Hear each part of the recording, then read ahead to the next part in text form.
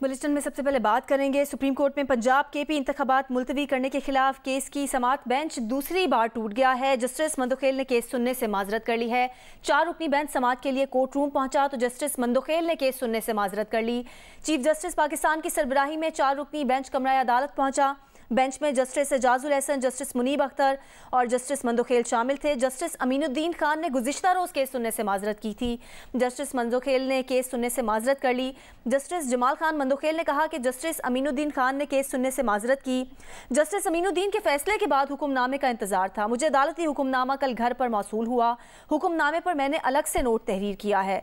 उन्होंने मजीद कहा कि अटॉर्नी जनरल साहब आप इख्तलाफी नोट पढ़कर सुनाए, जिसके बाद अटॉर्नी जनरल ने जस्टिस जमाल मंदोखेल का इख्तलाफी नोट पढ़कर सुनाया, जिसमें जस्टिस जमाल मंदोखेल ने लिखा था कि मैं बेंच का मेंबर था, मेरे साथ फैसला तहरीर करते वक्त मुशावरत नहीं की गई, मैं समझता हूं मैं बेंच में मिसफिट हूं।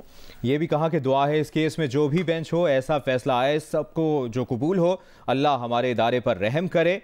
जस्टिस जमाल मंदोखेल ने यह भी कहा कि मैं और मेरे तमाम साथी जजेस आइन के पाबंद हैं। चीफ जस्टिस ने जस्टिस जमाल मंदोखेल को बात करने से रोक दिया। चीफ जस्टिस ने जस्टिस जमाल मंदोखेल से मुकालमा किया कि बहुत बहुत शुक्रिया।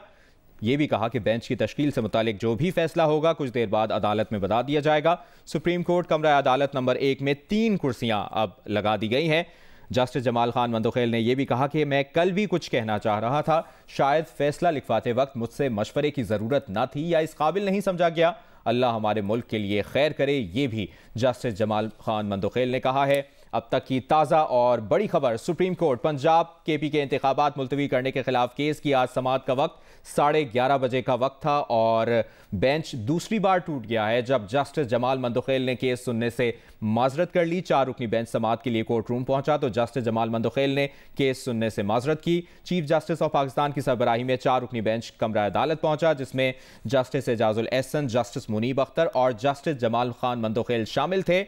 याद रहे गुज़श्ता रोज जस्टिस अमीनुद्दीन खान ने केस सुनने से माजरत की थी और आज जस्टिस जमाल खान मंदोखेल ने केस सुनने से माजरत कर ली है, जिसके बाद अब सुप्रीम कोर्ट कमरा अदालत नंबर 1 में अब 3 कुर्सियां लगा दी गई हैं। इसी दौरान जस्टिस जमाल खान मंदोखेल ने जो गुफ्तगू की वो भी आपको बताया। उन्होंने कहा कि जस्टिस अमीनुद्दीन खान ने केस सुनने से माजरत की। जस्टिस अमीनुद्दीन के फैसले के बाद हुक्मनामे का इंतजार था, मुझे अदालती हुक्मनामा कल घर में मौसूल हुआ। इसकी मुकम्मल तफसील अब्दुल क़य्यूम सिद्दीकी के पास है। अब्दुल क़य्यूम सिद्दीकी, बेंच दूसरी बार टूट गया है लेकिन जो ये खबर भी सामने आई है कि अब 3 कुर्सियां लगा दी गई हैं, क्या अभी ताज़ा अपडेट है इससे मुतालिक?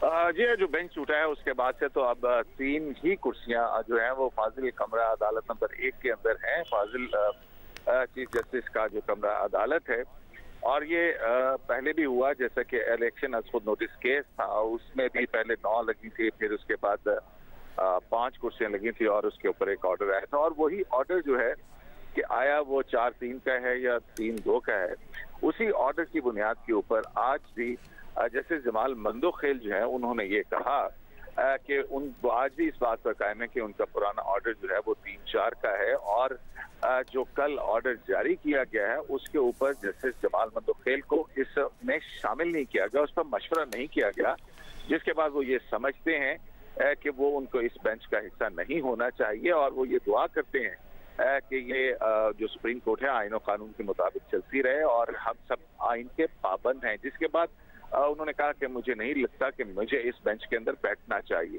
जिसके बाद चीफ जस्टिस जो है उन्होंने कहा कि बेंच रिकॉन्स्टिट्यूट होगा और अब इतलात यही हैं, और क्योंकि अभी तक तो 3 कुर्सियां, लेकिन जब तक के सुप्रीम कोर्ट की कॉज लिस्ट जारी नहीं हो जाती है या बेंच दोबारा रीअसेंबल होके नहीं आता तो कुछ कहा नहीं जा सकता है कि क्या सूरत होगी। लेकिन अगर हम माजी की प्रैक्टिस देखें तो जो बेंच जो है वो पहले बड़ा बेंच था, फिर वो छोटा बेंच बन गया और अब भी 2 जज साहिबान एक मुख्तलिफ वजूहात की बुनियाद के ऊपर चले गए हैं। तो अब बाकी पीछे जो जज साहिबान रह जाते हैं वो हैं chief justice Pakistan justice Umar Ata Bandial, justice Ijazul Ehsan और जस्टिस मुनीब अख्तर। अब जो है वो हुकूमत की तरफ से भी एक स्ट्रेटजी तैयार की जा रही है कि जब ये रीअसेंबल होगा तो उन्होंने क्या उसके ऊपर गौर करना है, क्योंकि हुकूमत की तरफ से अटॉर्नी जनरल पहले ही अदालत को कह चुके हैं कि हम फुल कोर्ट अगर अदालत इस मामले के ऊपर बना दे, लेकिन अभी तक जो है वो हम ये देख रहे हैं कि एक एक करके टूट रहा है और छोटा होता जा रहा है। अब दोबारा कुछ ही देर में चीफ जस्टिस ने जैसा कहा कि वो इस मुकदमे की समाअत करेंगे, तो अब देखते हैं कि इसके बाद क्या सरप्राइज जो है वो हमारे और आपके लिए है। ठीक है, अब्दुल क़य्यूम सिद्दीकी नुमाइंदा जियो न्यूज़ हमारे साथ मौजूद थे और हमें बता रहे थे कि बेंच की तश्कील से मुतालिक जो भी फैसला होगा, जैसे चीफ जस्टिस ने भी कहा, अब से कुछ देर में आगाह कर दिया जाएगा और इसी का इंतजार है सबको। पंजाब केपी इलेक्शन केस सुनने वाला 4 रुकनी बेंच आज टूट गया है। जस्टिस जमाल मंदोखेल ने भी बेंच का हिस्सा बनने से इनकार कर दिया है। गुज़िश्ता रोज़ की समाअत के तहरीरी हुक्म से उन्होंने इख्तिलाफ किया है। जस्टिस जमाल मंदोखेल ने इख्तिलाफी नोट में लिखा कि हुक्मनामा खुली अदालत में नहीं लिखवाया गया। इस वक्त राना सनाउल्लाह मीडिया से गुफ्तगू कर रहे हैं। जो समाअत पंजाब और केपी के असम्बलियों के इलेक्शन से मुतल्लक जिस बेंच में जारी है, वो बेंच पहले 9 से शुरू हुआ, 9 अरकान के बाद फिर 7 हो गए, 7 के बाद फिर 5 हो गए, 5 के बाद फिर 4 और आज मालूम हुआ है कि 4 में से भी एक मुअज़्ज़ज़ मोहतरम जज जमाल मंदोखेल साहब ने जो है वो समाअत से माज़रत की है। लेकिन उन्होंने जिस बुनियाद पे माज़रत की है वो सुप्रीम कोर्ट के एक सीनियर मुअज़्ज़ज़ जज हैं, उनकी बात पे हम सबको एतबार है, इतबार होना चाहिए, यकीन है, यकीन करना चाहिए। उन्होंने अपने इख्तलाफी नोट पे जो बातें लिखी हैं वो इंतहाई अफसोसनाक इस हवाले से नहीं कि ये उन्होंने इख्तलाफी नोट दिया है, अफसोसनाक इस हवाले से कि अगर इंसाफ के आला तरीन मनसब के ऊपर बैठे लोग जो हैं वो इन रवैयों का इजहार करेंगे, जो रवैया उन्होंने उसमें बयान किया है कि फैसला लिखते वक्त मुझसे मुशावरत नहीं की गई, मेरी राय ही नहीं ली गई और फैसला जो है वो तहरीर कर दिया गया, ये इंतहाई जो है वो अफसोसनाक बात है। ये एक कौमी साने से कम ये बात नहीं है।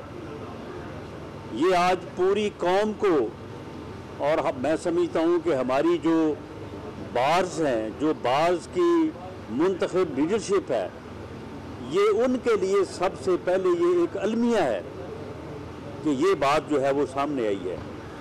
दूसरा अलमिया ये है कि काजी फैज़ ईसा की सरबराही में एक लार्जर बेंच ने जो है वो फैसला दिया, फुल बेंच, लार्जर बेंच ने, और उन्होंने 100 मोटो के मुतल्लिक़ एक बड़ा मुफस्सल फैसला दिया।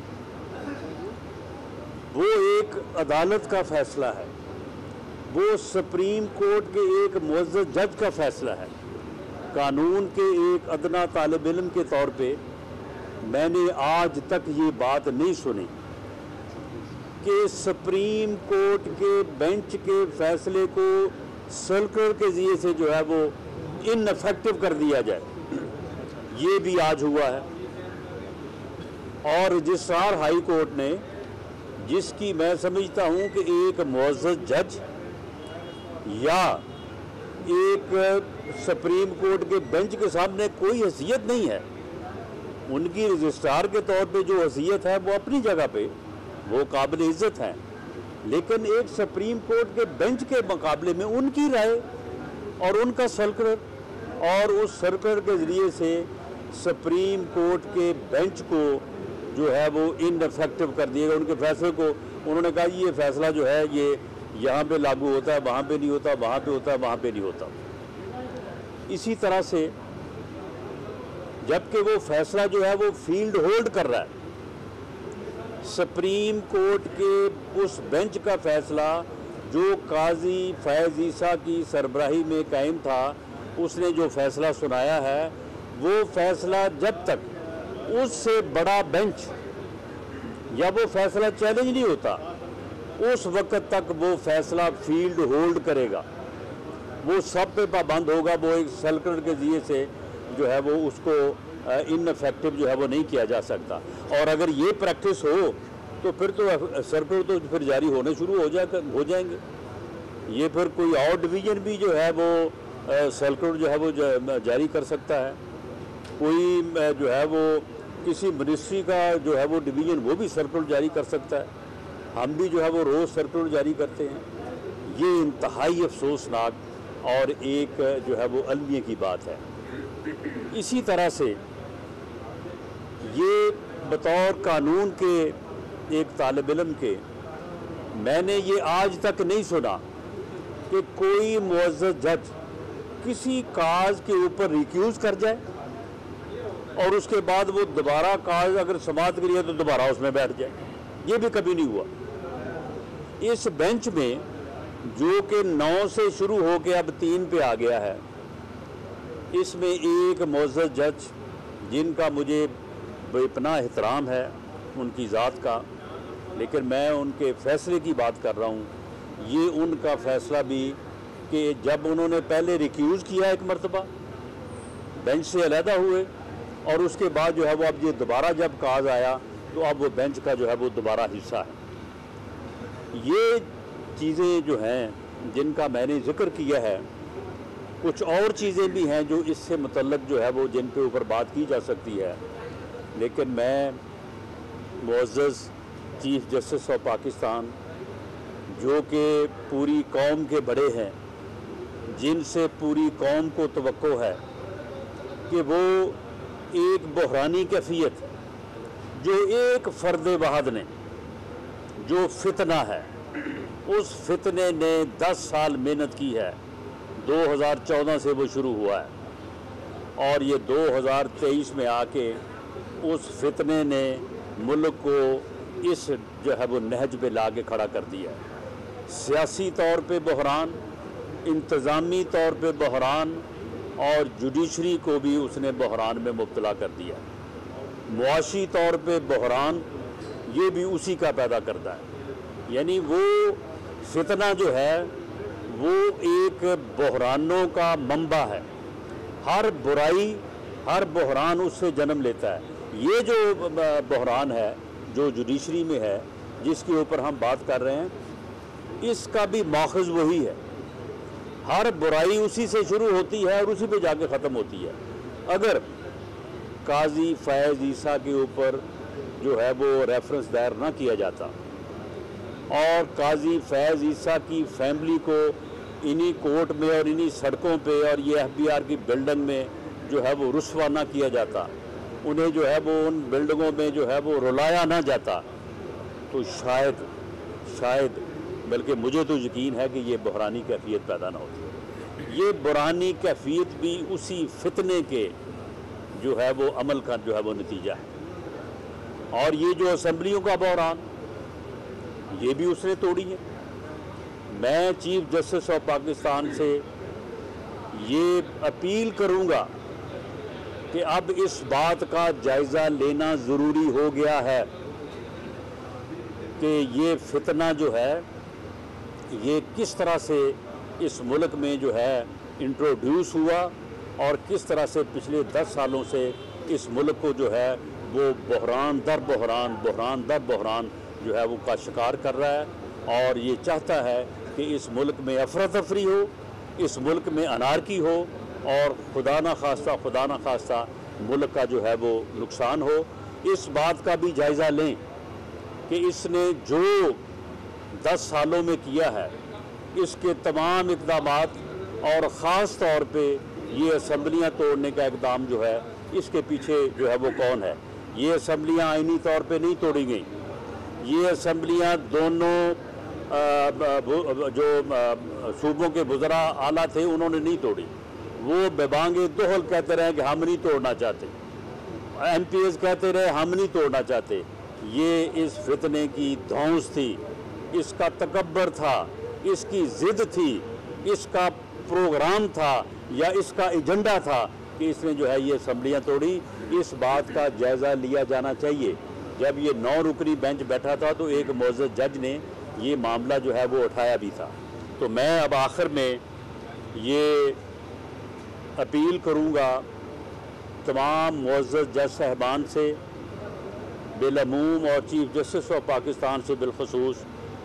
माशाल्लाह वो बहुत समझदार, बड़े बैलेंस्ड, बड़े दाना इंसान हैं कि इंसाफ होना नहीं चाहिए, इंसाफ होता नज़र आना चाहिए। ये आप ही का बनाया हुआ जो है ये कौल है, इन मुअज़्ज़ज़ अदालतों में बैठे हुए बड़ों का बनाया हुआ कौल है। ऐसी सूरत हाल में अब अगर फुल बेंच बैठ के इस मामले को डिसाइड नहीं करेगा, इंसाफ तो शायद हो, मैं तवक्को करता हूँ कि आप इंसाफ ही करेंगे, लेकिन इंसाफ होता नज़र नहीं आएगा। और कौम को अगर इस मरहले पे इंसाफ होता नज़र ना आया तो ये मुल्क अफरा तफरी और अनारकी का शिकार हो जाएगा। जो उस फितने का एजेंडा है वो पूरा हो जाएगा। आप उसका हिस्सा ना बने, आप कौम को अनारकी की तरफ ना धकेलें।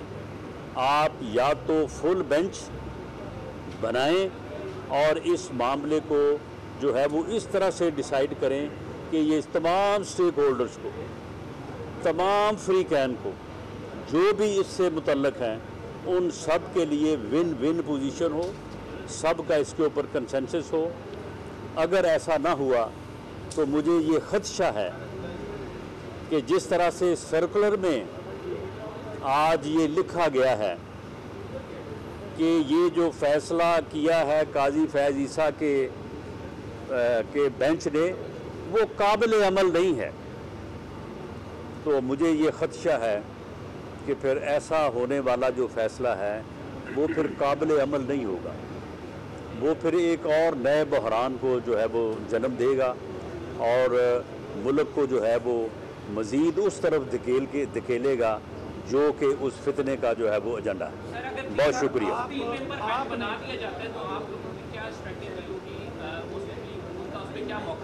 जी, मैंने अपना ज़ाती मौक़िफ़ जो है वो मैंने बड़ी सराहत के साथ बयान कर दिया है और मैं उम्मीद करता हूँ कि पीडीएम का और मेरी जमात का मौक़िफ़ जो है इसके करीब करीब ही होगा कि ऐसा फ़ैसला जो है इस बहरान को ख़त्म करने में मुआवन नहीं होगा, बल्कि वो इसको बढ़ाएगा और शायद उसके ऊपर सर्कुलर की ज़बान में जैसे मालूम हुआ है कि हाई सुप्रीम कोर्ट के बेंच के फ़ैसले जो हैं उनके ऊपर अमल दरामद जो है वो मुमकिन नहीं होता, तो फिर शायद उसके ऊपर भी मुमकिन ना हो। ऐसा लग रहा है कि जैसे 9 से 3 तक पहुंच गए, ऐसा इम्कानात लग रहे हैं कि चीफ साहब अकेले हुए तो वो अकेले भी इलेक्शन करवा के छोड़ेंगे, तो ये तो मुअज़्ज़ज़ अदलिया की इज़्ज़त का सवाल है, तो उनको बनाने में क्या परेशानी है? मेरा ख्याल है कि आपका ये सवाल जो है ये मुअज़्ज़ज़ चीफ जस्टिस के मकाम, उनके ओहदे और उनकी जो शख्सियत है उससे ये मेल नहीं खाता, इसलिए मैं इसका जवाब नहीं दूंगा। अच्छा, ये बताएं कि आपने एक दिन पहले गुज़श्ता रोज़ जो है जस्टिस फैज़ ईसा से मुतालिक जो अपीलें थी वो वापस ले ली। इस अपील को वापस लेने में हुकूमत को 1 साल क्यों लगा और बिलखसूस एक जब केस ज़ेर समाअत था, क्या आप लोगों ने उस पर असरअंदाज होने की कोशिश नहीं की? देखें, मामला ये है कि ये काजी फैज़ ईसा के केस में फ़ैसला हो चुका हुआ था। एक क्यूरेटिव जो रिव्यू है ना, ये कैसे यानी ये उस वक्त की हुकूमत का एक यानी जो है वो अदलिया के ऊपर और एक आज़ाद मंच, एक इंसाफ करने वाले जज के ख़िलाफ़ जो है एक एग्रेशन था, तो वो अभी यहाँ पे उसकी समाअत भी नहीं शुरू हुई, बल्कि पता चला है कि वो अभी रजिस्टर्ड भी नहीं हुआ, इधर ऑफिस में ही पड़ा था। तो इससे मुतल्लक जो है वो कैबिनेट ने प्राइम मिनिस्टर को तकरीबन 1 महीना पहले इस बारे में जो है वो इख्तियार दिया था कि वो इसको वापस ले सकते हैं। तो उन्होंने अटॉर्नी जनरल से, फिर अटॉर्नी जनरल आपको मालूम है कि वो चेंज होते रहे, तो उस वजह से ये डिले हुआ है। ये फ़ैसला जो है ये कैबिनेट ने किया और ये कैबिनेट ने जब फैसला किया उस वक्त ये अपीलें या ये दरख्वास्तें जो हैं वो ज़ेर समाअत गया, अभी इनका कोई सबब भी पैदा नहीं हुआ। अच्छा सर, पहले आप कहते थे इमरान खान साहब जो है वो असम्बलियाँ तोड़े तो हम इलेक्शन करवा देंगे, अब कह रहे हैं कि असम्बलियाँ तोड़ी हैं तो घबराने की कैफियत पैदा हो गई है। देखिए, असम्बलियाँ जो हैं वो उन्होंने जिस तरह से तोड़ी हैं वो तरीक़ाकार जो है वो गलत था। उन्हें चाहिए था कि अगर वो इलेक्शन चाहते थे तो वो ये ऑफ़र लेके जो है वो गवर्नमेंट के पास आते, दूसरी सियासी जमातों के साथ बैठते। सियासत में फ़ैसले एक तरफा नहीं होते, गुफ्तगू के साथ और कंसेंसस के साथ होते हैं। अगर वो ये चाहते थे तो वो आते, आगे बैठते, बैठ के बात करते, लेकिन वो तो रहते ही किसी और दुनिया में है। वो तो कहते हैं कि गुफ्तगू करने और कंसेंसस के ऊपर तो उनका यकीन ही नहीं है, और यही वजह है कि उन्होंने इस मुल्क को जो है वो बहरान से दो चार किया है। अच्छा सर, ये जो मौजूदा लास्ट क्वेश्चन राना साहब एक ये भी ले लें, जो मौजूदा बहरान नजर आ रहा है, आपको उसके कॉन्सिक्वेंसेस क्या नजर आ रहे हैं? जी, इसके कॉन्सिक्वेंसेस तो बहुत डैमेजिंग हैं, लेकिन अल्लाह ताला जो है वो हमारे इस आला अदारे पे भी और इस मुल्क पे भी अपना रहम व करम करे, फजल करे, और ये फितना जो है ये पाकिस्तान की सियासत से माइनस हो और कौम इसका इदराक करे, आप इसका इदराक करें, लोगों को समझाएं, और बिल आखिर जो है वोट की ताकत से इस फितने का जो है पाकिस्तान की सियासत से माइनस होना बड़ा ज़रूरी है, वरना ये उस नहज पे लेके आ गया है कि ये इस मुल्क और कौम को किसी हादसे से दो चार करे। कैसे माइनस होने? वज़ीर दाखिला राना सनाउल्लाह मीडिया से गुफ्तगू कर रहे थे। उन्होंने कहा ये बेंच 9 से शुरू होकर 3 पर आ गया है, ये सूरत हाल कौमी सानहे से कम नहीं। उन्होंने कहा कि फुल कोर्ट बेंच बनाएं ताकि तमाम स्टेक होल्डर्स का इस पर कंसेंसस हो, आप एनआरकी का हिस्सा ना बने, फुल कोर्ट बेंच बनाया जाए। उन्होंने कहा कि फितने ने सियासी बहरान, इंतजामी बहरान, माशी बहरान के बाद जुडिशरी बहरान भी पैदा कर दिया है। सुप्रीम कोर्ट से अभी ताज़ा अपडेट ये है कि कमरा अदालत नंबर 1 अदालती अमले ने कहा है कि 2 से 3 मिनट में जजेस कोर्ट रूम पहुंच रहे हैं। अदालती अमले ने ऐलान किया है कि 3 जजेस आएंगे, यानी chief justice of Pakistan justice Umar Ata Bandial, justice Ijazul Ahsan, justice Munib Akhtar यहां पर आएंगे। सुप्रीम कोर्ट कमरा अदालत नंबर 1 से ये ताज़ा खबर, ताज़ा अपडेट। अदालती अमले ने कहा है कि 2-3 मिनट में जजेस कोर्ट रूम पहुंच रहे हैं। अदालती अमले ने ऐलान किया है कि 3 जजेस आएंगे। सुप्रीम कोर्ट कमरा अदालत नंबर 1 से आपको अपडेट दे रहे हैं। 2-3 मिनट में जजेस कोर्ट रूम पहुंच रहे हैं। अदालती अमले की जानिब से ये ऐलान किया गया है कि 3 जजेस आएंगे।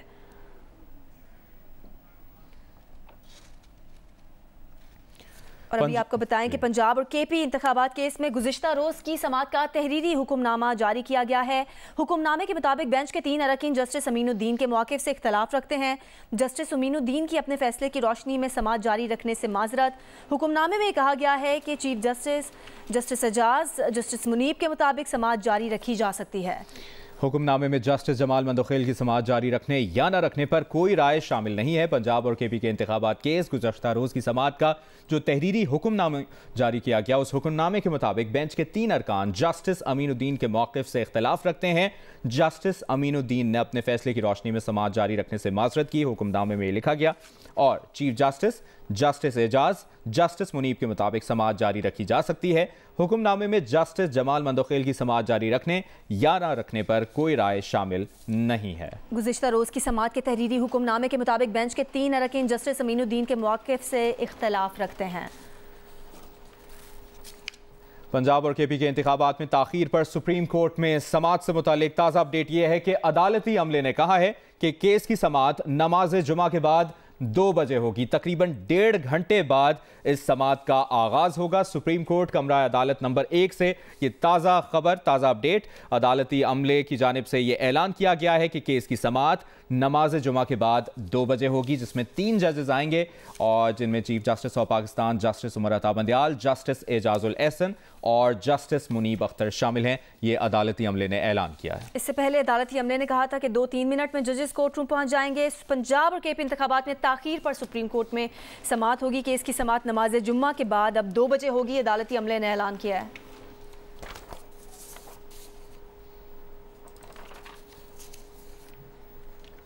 इलेक्शन मुलतवी करने के खिलाफ दरख्वास्त गुज़िश्ता रोज़ के हुक्मनामे का मामला है। गुज़िश्ता रोज़ की समाअत में जस्टिस जमाल मंदोखेल ने हुक्मनामे में अलग से नोट तहरीर किया। Supreme court justice Jamal Khan Mandokhel का इख्तिलाफी नोट भी जारी किया गया है।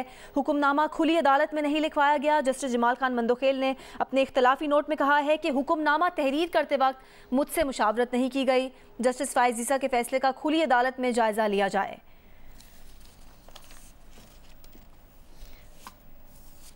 इस वक्त शेख रशीद अहमद मीडिया से गुफ्तगू कर रहे हैं। कौन सा बॉन्ड है जी ये है? स्कूल बॉन्ड हमारे से नहीं बिक रहे। आम आदमी के लिए मसाइल हैं। सारी कौम चीफ जस्टिस के साथ खड़ी है। चीफ जस्टिस के फैसले के साथ सारी कौम खड़ी है और उम्मीद है कि चीफ जस्टिस इंसाफ पे मबनी आईनी और कानूनी फैसला देगा। जजिस का एक अपना मसला है। मैं आपको कौम की तर्जमानी कर रहा हूँ। जजिस में इख्तलाफ रहे हैं और ये ना समझें कि आज जस्टिस मुनीर का दौर है, आज जस्टिस कार्नलिस का दौर है। आज 1947 नहीं, 1947 हुआ तो खाना जंगी होगी, फिर यहाँ मारा मारी होगी, छीना झपटी होगी, क्योंकि लोग तंग हैं, लोगों के मसले हल नहीं हो सकते। शेख साहब ये बता दें, शेख साहब आपने कई बार कहा था कि अक्टूबर में आर हो जाएगा, नवंबर में पार होगा। देखो मैं तो अक्टूबर अभी नहीं आया। देखो ये अक्टूबर को भी जल्द से नहीं। मेरा ताकतवर हलकों से कोई तल्लक नहीं है 10 महीनों से। आज शाम को इमरान खान की कोर कमेटी की मीटिंग है, वहाँ अपनी राय दूंगा। मैं ताकतवर हलकों से लड़ने का अमीन नहीं हूँ, मैं राय दे सकता हूँ। फैसला करना इमरान खान का काम है। मैं मैदारों से लड़ने का अमीन नहीं हूँ, मैं पीट चुका हूँ। मैं खुद जो है 16 दिन आंखें बंद करके और पट्टियां बंद के, इन्होंने तो मेरा लिहाज नहीं किया। ये तो इतने बद लिहाज हैं। लेकिन ये जो महीने आ रहे हैं ये बड़े अहम है। फैसला होना है, मुल्क ने आगे चलना है। ईरान और सऊदी अरब एक हो गया, लबनान उधर आ रहा है, बहरीन उधर आ रहे हैं, हम दुनिया में तनाव रहे हैं, हम मजाक बन रहे हैं। कल शहबाज शरीफ ने क्या तकरीर किया, मजाक उड़ाया अपना, इसहाक डार ने क्या। और चार्टर जहाज़ों पे बचत के ये जो फनकार हैं मेंबरों को ला रहे हैं, ये चार्टर जहाज़ों पर मेंबरों को ला रहे हैं। ये चार्टर जहाज़ के मेंबर काम नहीं आएंगे, अवाम ने फैसला देना। अच्छा शेख रशीद साहब के जरिए चीफ जस्टिस के इख्तियारात महदूद करने जा रहे हैं हुकूमत, क्या आप समझते हैं कि दीगर इदारे जिस तरह वज़ीर आज़म या आर्मी चीफ पर भी ऐसा होना चाहिए? देखिए मैं नहीं समझता, अभी तो सदर के पास है ना, आप पहले ही शोर डाल देते हैं। अभी अलवी साहब की तरफ भी थोड़ा टाइम दे अलवी साहब को। ये 60-65 दिन बड़े हैं। मैं अभी अलवी साहब के पास केस ये जाएगा और ये जिस दिन कसूरी के खिलाफ 100 मोटिव हुआ तो वाह हो गई, और जिस दिन 90 दिन के इलेक्शन की बात हुई तो आ कर रहे हैं, इनका सफ़े मातम बची हुई है। अच्छा शेख रशीद साहब 40 साल से ज्यादा आपकी सियासत का 40 नहीं 60 साल हो गई, 60 साल हो गई है। आप बताइएगा कि इस तरह का आईनी बहरान आपने देखा? और इस किस्म का कोई आईनी बहरान ना देखा, ना आया, ना होगा। लेकिन इस मुल्क ने आगे चलना है। ये ना हो बहुत सारे लोग जो अपने आप को मसीहा समझते हैं, बहुत सारे लोग जो अपने आप को रस्तू समझते हैं, इस बहरान की जद में आके जमीन बोस हो जाएं। नजरिया ज़रूरत ज़लील और रुस्वा होगा, आइन जीतेगा। सारी कौम चीफ जस्टिस के साथ खड़ी है और उम्मीद करती है कि चीफ जस्टिस इंसाफ पर मबनी फैसला देंगे। कहना था शेख रशीद का, जो कि सुप्रीम कोर्ट के बाहर मीडिया से गुफ्तगू कर रहे थे।